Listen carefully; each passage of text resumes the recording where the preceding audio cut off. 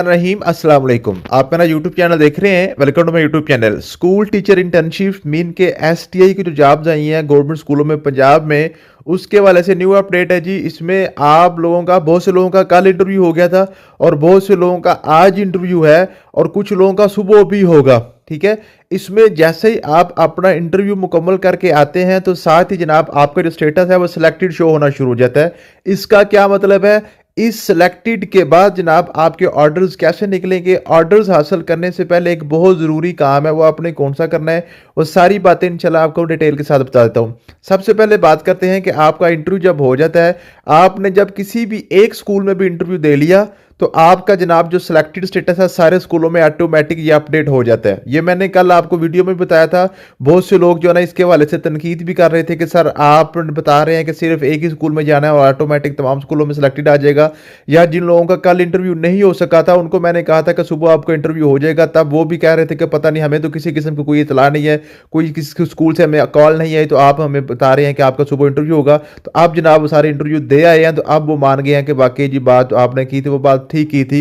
तो जब भी मैं वीडियो बनाता हूं जी, मैं ऑथेंटिक बात करता हूं, मैंने कभी इधर उधर से सुनी सुनाई बात नहीं की। मैंने डिपार्टमेंट के अंदर से जो इंस्ट्रक्शन होती हैं वही हमने उसको फॉलो करना होता है। अब जो नेक्स्ट आपकी इंस्ट्रक्शन वो ये है कि जनाब ये आपका सिलेक्टेड स्टेटस जो है ये आपका परसों शाम मीन के 5 तारीख तक ये आपका सिलेक्टेड स्टेटस रहेगा, क्योंकि कल भी आपका जो ना ये सारा इस तरीके से रहना है।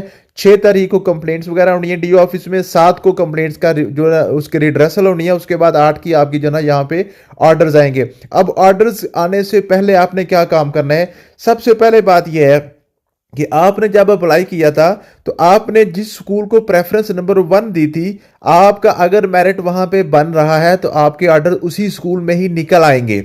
अब यहां पे मसला ये आ रहा है, कुछ लोग ऐसे हैं वो कह रहे हैं कि हमने जो प्रेफरेंस 1 जो थी ना वो गलती से हमने रखी गई थी, हम वहां पे प्रेफरेंस 1 रखना नहीं चाहते थे लेकिन गलती से रखी गई थी। अब हम प्रेफरेंस 1 वाले स्कूल में हम जॉब नहीं करना चाहते, हम अपने दूसरी या तीसरी प्रेफरेंस वाले स्कूल में जॉब करना चाह रहे हैं। या फॉर एग्जांपल कुछ बच्चे ऐसे हैं कि जिन्होंने प्रेफरेंस 1 जो थी वो प्राइमरी स्कूल को दे दी थी। अब प्राइमरी स्कूल में चूंकि आपको पता है तनख्वाह जो है 35,000 है, उसके बाद एलिमेंट्री में 40 है और हायर सेकेंडरी में आपके पास 45,000 रुपये है। अब जो है एक बंदा है उसका जो है ना जी मेरिट जो है उसकी सारी सीटों पे बन रहा है। अब उसके ऑर्डर जो है वो तो प्रेफरेंस 1 पे निकल आएंगे और प्रेफरेंस 1 जो है वहां पे वो करना नहीं चाह रहा है, क्योंकि वहां पे उसकी जो है ना सीट के वहां पे उसकी तनख्वाह कम है। ये सभी लोगों के लिए ये नहीं है, मैं कुछ लोगों का जिनका ये मसला होगा उनके वाले से। अब ये ना समझ लेना कि जनाब सर कह रहे हैं कि प्रेफरेंस 1 वाले स्कूलों में तनख्वाह कम होगी, भाई ऐसा नहीं है। थोड़ी सी बात समझ लिया करें, समझ के बाद वीडियो मुकम्मल करके फिर मैसेज किया करें। आप आधी वीडियो देख के मैसेज करना शुरू कर देते हैं, फिर जनाब वो सारी बहस होना शुरू हो जाती है। मिसाल के तौर पर आपने प्रेफरेंस 1 दे दी किसी स्कूल को, वो स्कूल प्राइमरी था, ठीक है जी। अब जब आपका मेरिट बना है तो प्रेफरेंस 1 वाले स्कूल में आपके ऑर्डर्स हो जाएंगे, लेकिन आपके चूंकि नंबर ज्यादा थे तो आपका जनाब जो प्रेफरेंस 2 वाला स्कूल हाई स्कूल था या एलिमेंट्री था या प्रेफरेंस 3 या प्रेफरेंस 5 वाला स्कूल आपका हाई था, उसमें भी आपका मेरिट टॉप पे आ गया। अब ऑर्डर्स तो आपके प्रेफरेंस 1 पे आ रहे हैं। अब आपका भी दिल करता है कि जनाब मैं 35,000 वाली पे क्यों करूं, मैं तो 45,000 वाली पे जॉब करूंगा। या जो है ना जी वो जो प्रेफरेंस 5 वाला स्कूल है वो मुझे नजदीक था, प्रेफरेंस 1 वाला दूर है, अब मैं क्या करूंगा? तो उसके लिए जनाब आपने क्या करना है, जहां पे आपकी प्रेफरेंस 1 थी, जहां पे जो सीट आप 4 को करना चाह रहे हैं वहां पे आपको लिख के देना पड़ेगा हलफनामा। ये हलफनामा किसी स्टाम्प वगैरह पे नहीं है, बल्कि सादे कागज के ऊपर ही आपको लिखकर उस स्कूल के प्रिंसिपल को देना पड़ेगा कि जनाब मैं यहां पे जॉब नहीं करना चाहता, मुझे जो है ना मुझे फला मेरी प्रेफरेंस जो 2nd 3rd या 4th या 5th मेरी प्रेफरेंस है, मैं वहां पे अपनी जॉब करना चाहता हूं। ठीक है जी, जब तक आप लिख के नहीं देंगे तब तक आपके ऑर्डर्स प्रेफरेंस 1 पे ही निकलेंगे, क्योंकि आपकी प्रेफरेंस 1 वो थी।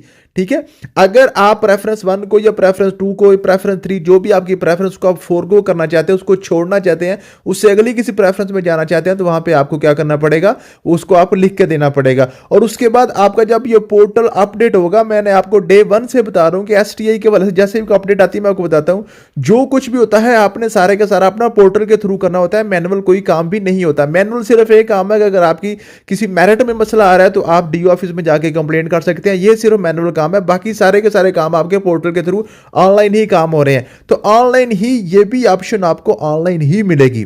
6 तारीख को इंशाल्लाह, सॉरी 7 को, 7 तारीख को जैसे आपकी फाइनल अप्रूवल की मेरिट लिस्ट यहाँ पे लगेगी, तो आपको दोबारा जनाब ये जो है ना जी, ये ऑप्शंस मिलना शुरू हो जाएंगे कि बताएं जनाब आपका जो मेरिट है इन 3 या 4 या 5 स्कूलों में फाइनल बन रहा है, बताएं आपको हम किस स्कूल में एडजस्ट करें, मींस के आप किस स्कूल में जाना चाह रहे हैं।